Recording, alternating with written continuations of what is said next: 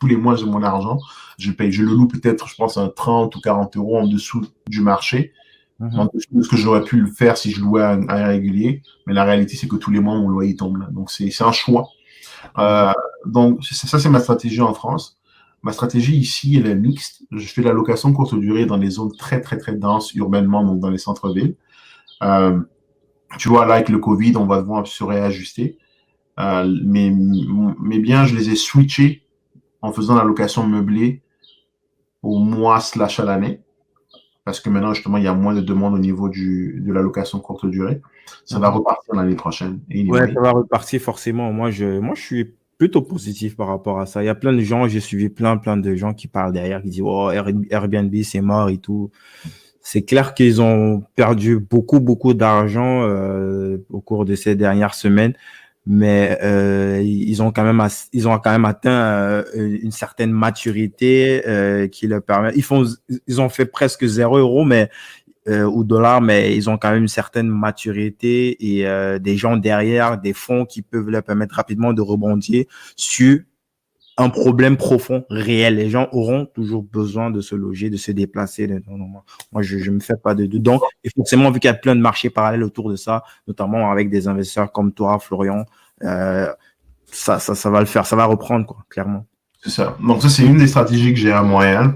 Sinon, je fais aussi de la conversion. J'avais un projet qui, là, on va un peu réajuster la stratégie où est-ce que j'ai acheté un 4 logements, on a acheté un 4 logements qu'on voulait transformer en 2 maisons unifamiliales. C'est des gros projets qui demandent beaucoup de fonds.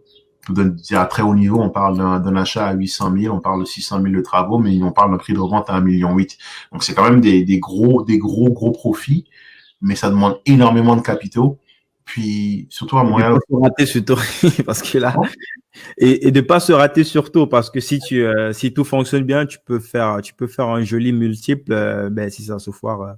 C'est ça. Puis justement, tu vois là, en l'occurrence, surtout à Montréal actuellement, la mairesse de Montréal c'est Hidalgo hein, finalement, hein, c'est Hidalgo de Paris version montréalaise, donc à gauche, mais extrême gauche. Ah, écoute, Si nous écoute, on est dans la merde. Il faut dire ce qui est, elle est de gauche, elle est de gauche, puis elle passe des lois qui sont anti-propriétaires.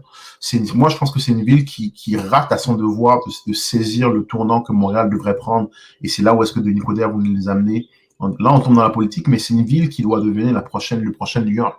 Mais avec leur mentalité de petits en disant, parce que c'est des gens qui veulent se faire réélire, puis on n'est pas beaucoup de propriétaires versus des locataires. Du coup, ils mettent tout du côté des locataires. Bah ça, si les propriétaires n'investissent pas, la ville ne se développera pas. Parce que les gouvernements n'ont pas les moyens de créer du logement. C'est le capital privé qui crée du logement. Tu prends dans les années 1900 et quelque chose, c'était 1900 en 1800, je crois. À Paris, c'est ce qui s'est passé. À un moment, le gouvernement a dit on va monter un partenariat entre les privés, les banques, et on va reconstruire la ville parce qu'il y avait de l'insalubrité, il y avait de la peste. Puis, on parle beaucoup de boulevard haussmannien, mais là-bas, c'est Rambuteau qui l'avait fait en disant le gouvernement va acheter des terrains massivement. Le gouvernement va mettre ces terrains à la disposition de promoteurs immobiliers qui vont faire du profit. Ils vont se faire financer par les banques. Par contre, les promoteurs immobiliers en échange vont devoir respecter le code d'urbanisme de la ville. Ce qui fait qu'aujourd'hui, on a des villes qui sont belles, bien organisées, bien définies. Paris, c'est une merveille en termes d'architecture. Les boulevards haussmanniens, c'est très beau. Parce que de plus de 70 ans, voire plus même, je sais pas. La ville a compris qu'il fallait créer un incitatif financier pour les promoteurs immobiliers pour qu'ils aient envie de la reconstruire. Sans l'argent privé des banques, sans la spéculation des promoteurs immobiliers et sans le désir de la ville de créer des conditions favorables pour ces promoteurs immobiliers, Paris ne serait pas ce qu'il est aujourd'hui. Et c'est là où je pense que la mairesse se trompe fortement à Montréal en mettant en place des politiques qui viennent limiter la profitabilité et l'intérêt d'investir à Montréal. Moi, concrètement, ce qui s'est passé, c'est qu'ils ont fait passer une loi où est-ce que maintenant, ils nous interdisent de convertir un 4 logements en 2 logements. Du coup, mon projet, je peux plus le faire. Donc, j'avais acheté 4 unités, je voulais la convertir en 2 belles maisons unifamiliales. Bah, à cause de la nouvelle loi qu'ils ont passée, en fait, ils ont attendu dès que le Covid a commencé, ils ont fait passer une loi en scred. Tu sais, ouais. Parce que pas venu au conseil ça va gueuler après ce truc de Covid là. Pas juste là, je crois qu'en France aussi, il y a plein de trucs là qui sont le truc sur les retraits, il y a plein de trucs là qui sont passés en thread là, donc ça va gueuler de ouf après. Tout là, on peut plus le faire, bon, on va trouver une autre façon de le gérer. Mais en gros, ça c'est un type de projet que je fais, mais je pense que je vais en faire de moins en moins parce que le contexte et que le contexte politique vient vraiment à l'encontre de ce type de projet-là. Donc, ça augmente ton risque, en sachant qu'en réalité, les prix d'achat sont toujours de plus en plus chers. Donc, ton profit potentiel est plus bas, ton risque est plus élevé. C'est une question d'arbitrage. Est-ce que ça vaut encore la peine? Puis sinon, en dehors de ça, j'ai d'autres types de projets, plus dans des villes un peu plus émergentes qui ont émergé déjà, comme Sherbrooke, où là, on fait ce qu'on appelle du value add. Donc, on prend les bâtiments, on transforme leur vocation pour pouvoir justement, pour tout te dire, on a pris un bâtiment étudiant qui était vraiment sous-exploité dans un secteur très étudiant, très bien situé.